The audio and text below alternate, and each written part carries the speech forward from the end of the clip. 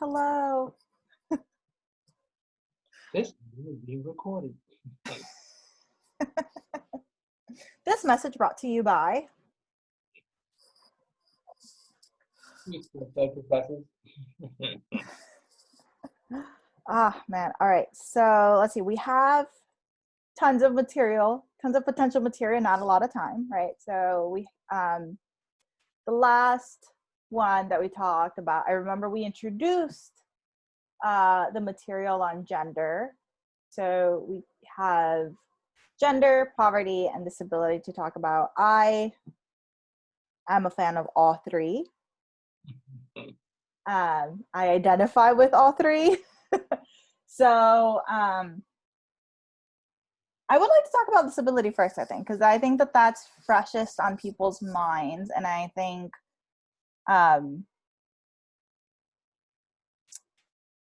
it's not often talked about and not talked about enough. So I would want to prioritize that topic. Okay. So you kind of started off by saying you identify with all three. Are you comfortable sharing in what way? Yeah, absolutely. So gender, I identify as genderqueer, though I do present as a woman, a Latina most of the time. It's interesting. I have an interesting time relating my identity because as a bilingual individual, the way I can express myself in either language is very different. And I am not comfortable with gender expression when I try to speak about it in Spanish, but in English, I'm very much more comfortable with it. And I can't tell how much of it is because I have the language for it in English, whereas I don't have the language for it in Spanish. And Spanish is a very gendered language. There isn't a they or them, for example. Vosotros? The what? There's no vosotros?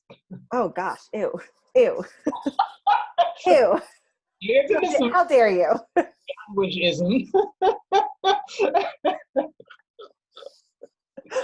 I've been married for 12 years, and so I've heard like Spanish spoken in almost every way imaginable, and it's actually a very interesting experience.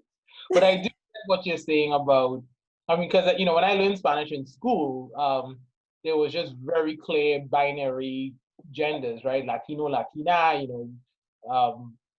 even words you would use or a depending on what's perceived as male or female, and of course that was clearly based on a binary system. So I see your point.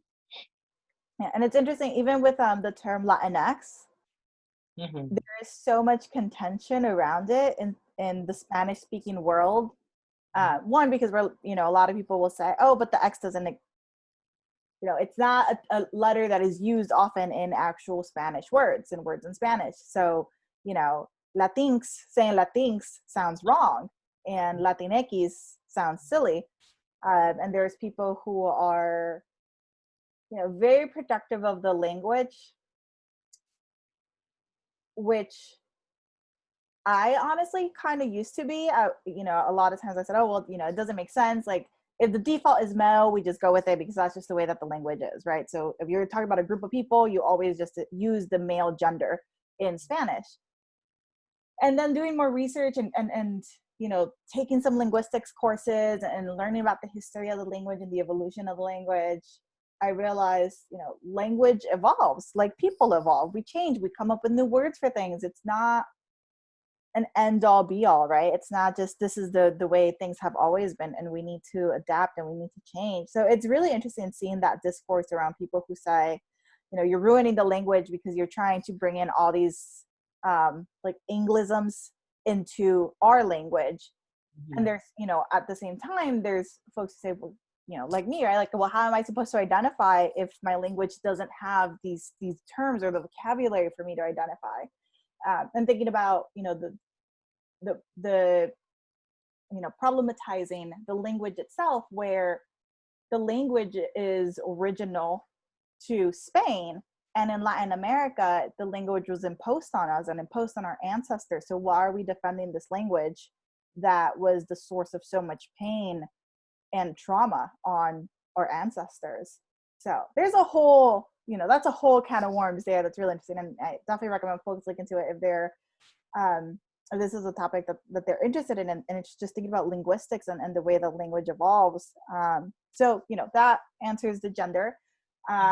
Poverty, grew up low income, lived in subsidized housing most of my life. Didn't realize that it was a thing. Like it was just an apartment complex to me. And it wasn't until I got to college that I understood that my experience was so different. That, living in Section 8 was deemed as lesser than for some reason. That, having two people live off of $12,000 a year was not normal, was not okay, that we were below the poverty line, because alhamdulillah, that was never my experience. Like I was, my mom worked so hard day and night, and I never felt like I was missing anything. When I was very, very young, yeah, there were times where we didn't have enough food, but, as I got older, it just was a part of life, and it wasn't so severe to the point where it was hindering my health or that I was even aware of it at that point. It was just like, yeah, sometimes you just run out of cereal before the week's over and you just wait, and that's fine. Like, it's not a big deal. And my mom, even now, my mom still lives in Section 8, and currently she's unemployed or self-employed, depending on the day, really, because of COVID, right? She was working at the airport, and the airport is closed. Mm-hmm. The business isn't there.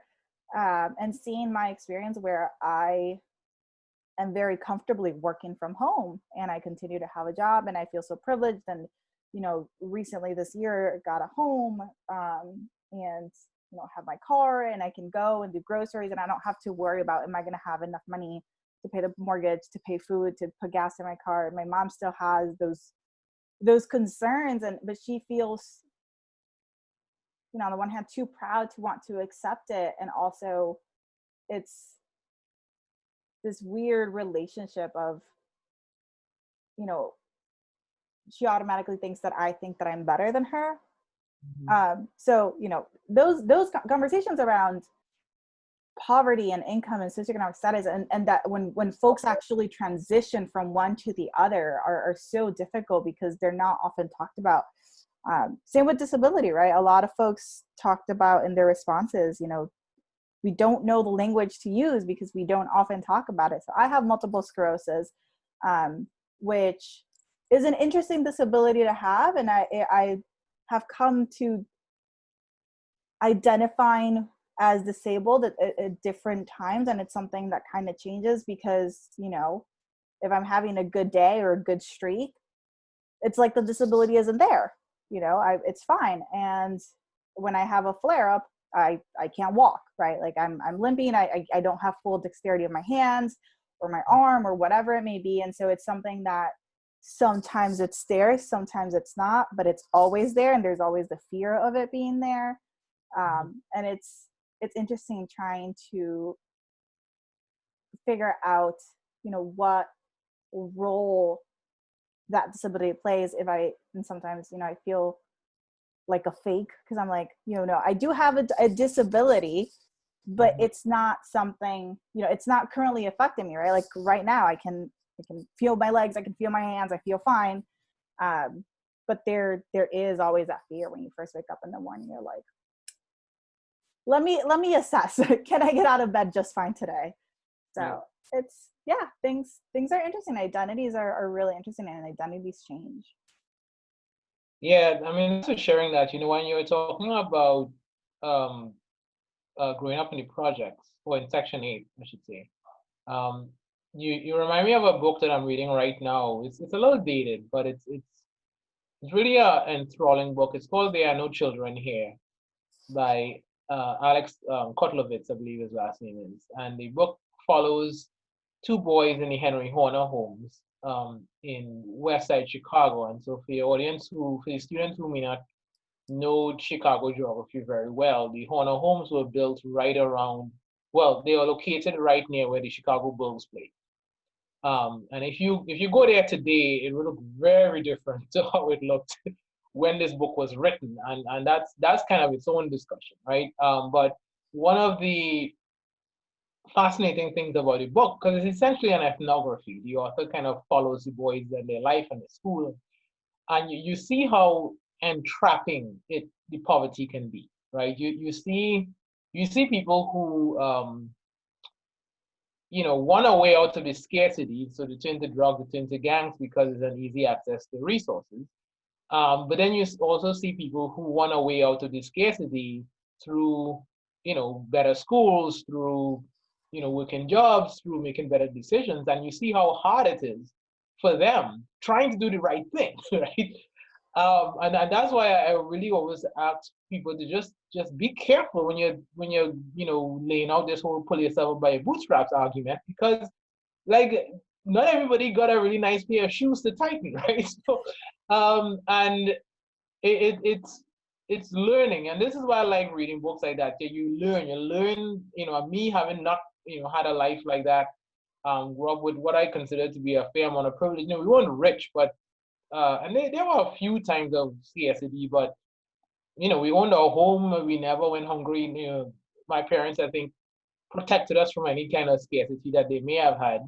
Um, so nothing like what I've been reading in this book, right? I mean, I know Victoria, you know Chicago well, and you know kind of what that landscape is like. So it really, really was something. I My wife's aunt, has had MS for the last 30, 40 years of her life. And one of her colleagues when we lived in Miami, a teacher he's no longer teaching, but so what I've seen with MS is a range of how it affects people. So I mean, I know you know that, and so it there are people you wouldn't know. It almost seems like a hidden disability, and then there are some people where it really could be disruptive. And I think to the point of disability, I think I remember a couple of students raising this. It's a big range. 6, 7, 8 years ago, when people thought about disability, they thought about somebody on crutches or in a wheelchair, or something that was just sort of clearly discernible on sight. But as somebody who teaches a lot of students every year, I know that a lot of the disabilities are hidden. And perhaps one of the good things I think that has happened is the stigma around it has lessened considerably over time. And so a lot more people are willing to seek out these services so that their education experience is not hampered by whatever it may be, right? So you need extra time on exams, you need a quiet place, whatever. These things are now available. Where I could tell you, growing up in some cultures, that you were just viewed as a nuisance, as opposed to really treating it as a thing, right? So I think that's progress. On the topic of gender, uh, it really has been an evolution for me. I would say gender being a non-binary thing was nowhere in my vocabulary, probably up until the end of undergraduate. Um, so I mean, there was an LGB community, perhaps a T community. I just didn't know the T part. But so I went to an all-boys school in Atlanta, and there was a pretty, a decently sized gay identified population there. But I mean, at least I wasn't in the circles where people were talking about transitioning and things like that. And just the idea of gender being a non-binary concept was not something I even knew about. But a friend recommended the book Gender Trouble by Judith Butler. It's a dense read. I don't know if you know her. She's a professor at Berkeley. But it's actually considered one of the classic works on understanding gender identity. But it is a dense read. Like you really have to take your time with it. And that sort of begun my awakening process on what it means and how it differs and how different people identify. I identify as he, him. I let my class know that, partly to give them the comfort to, identify themselves in a way that they feel comfortable. One of the reasons why that's important is because I teach a lot of first-year students, and the psychologists will tell you that at 18, it's a pretty major time in the lives of people. It's a phase called emerging adulthood. And what that means is a lot of students are exploring their identity at that point. So 65% of people come out of the closet at around that time. And that's no accident, right? It's that time you kind of leave the restrictive environment of home and high school, and you get to kind of ask yourself, interrogate your own identity in a way that you probably couldn't prior to that point. So many students have, showed up on my e-campus with one name, but then showed up in my classroom with a different name, and I get it, right? So it's important that my classroom environment allows for that transition, loosely defined here, to happen comfortably and safely. And I felt again that I saw that variety in people's responses. Some of this is going to be learning new terms and learning learning like how logistically these things are handled, but some of it is a lot of this, and just the whole class really is understanding the world through the lens of others. And you can only do that if you talk to each other and hear people like hopefully ourselves who are sharing with you our experience, but also doing what we're asking you to do, which is read and read and read and read, and you'll find that, I didn't realize that, blah blah blah. And so our hope is that this is a good self-awareness journey for you too. Yeah, absolutely. And I have enjoyed so much seeing, I love reading what folks have to say, but I love even more the responses that they share with each other, right? So when someone with the week that I was just catching up around disability, there's a student who shared a video of a TED Talk from Ben Myers, and the people who responded to the post said, wow, I hadn't thought about it that way. And I hadn't seen that video. I mean, I saved the link, and I would love to incorporate it into the material for future iterations of the course.